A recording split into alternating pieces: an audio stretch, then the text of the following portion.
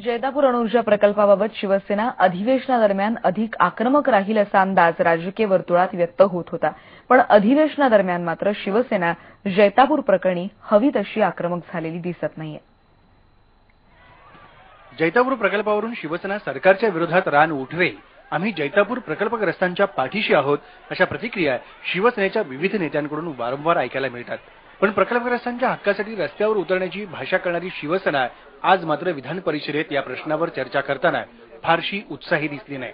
तारांकित प्रश्नावरील चर्चेच्या वेळी जैतापूरच्या प्रकल्पग्रस्तांविषयीच्या चर्चेत शिवसेनेचे अनेक आमदार गैरहजर होते। सत्ताधारी जे होतो आम्ही विचारलं आणि त्याची योग्य समर्पक उत्तर तिथे मंत्री महोदयाने दिलं आणि महत्त्वाच्या अनेक प्रश्नांवर तिथे चर्चा झाली। मग त्यांच्या कॉम्पेन्सेशन बद्दल असेल, मच्छीमारांच्या प्रश्नाबद्दल असेल, बेदखल कुळांच्या बाबतीमध्ये असेल किंवा मग तिथल्या सुरक्षेच्या बाबतीमध्ये असेल, जपानमध्ये झालेला भूकंप त्याच्या पार्श्वभूमीवर ह्या ज्या सगळ्या गोष्टी ज्या आज समोर आलेल्या आहेत त्याचे अनेक प्रश्न आहेत, अनेक तंगोरे आहेत।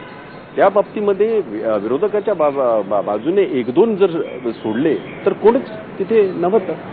सेनेच्या बाजूला शांतता असताना उपमुख्यमंत्र्यांच्या उत्तरावर सत्ताधारी आमदारांनी मात्र अनेक मुद्दे मांडले। विषयाचं गांभीर्य पाहता प्रश्नोत्तराची वेळ संपल्यानंतरही सभापतींनी 20 मिनिटांचा वेळ वाढवून दिला। यावर चर्चेच्या शेवटी हजर झालेल्या रावतेंनी वेळ वाढवून दिल्याबद्दल सभापतींकडे आक्षेप नोंदवला। यावर सेनेकडे विचारणा केली असता त्यांनी वेळ मारून नेली।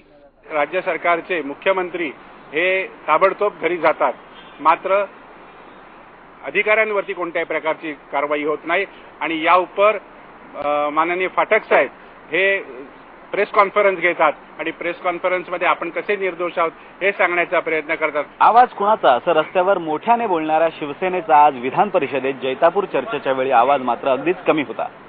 जैतापूर प्रकल्पग्रस्तांना आपणच जर न्याय देणार असू असा दावा शिवसेना करत असेल तर विधिमंडळ हे त्यासाठी एक चांगलं व्यासपीठ आहे आणि इथे न बोलता शिवसेना जर फक्त रस्त्यावरच आवाज देणार असेल तर जैतापूर वासियांना न्याय कसा मिळणार हा प्रश्न उठणं स्वाभाविक आहे। एकीकडे जैतापूरबाबत आम्ही तडजोड करणार नाही अशी आक्रमक भूमिका सेना नेतृत्व घेत असताना सेनेच्या आमदारांचा या प्रकल्पाबाबतचा अभ्यास कमी पडतोय याचा प्रत्यय गुरुवारी शिवसेनेनं विधिमंडळाच्या पायऱ्यांवर केलेल्या आंदोलनाच्या वेळी आला। रवींद्र वायकरांच्या हातातल्या या फलकावर अणुऊर्जा प्रकल्पाऐवजी औष्णिक ऊर्जा प्रकल्प असं लिहिलं होतं। यावरून जैतापूरच्या आंदोलनाविषयी शिवसेनेला अजून बराच अभ्यास करावा लागणार आहे हे स्पष्ट आहे। व्हिडिओ जर्नलिस्ट गणेश काळेसह विनोद तळेकर, IBN लोकमत, मुंबई।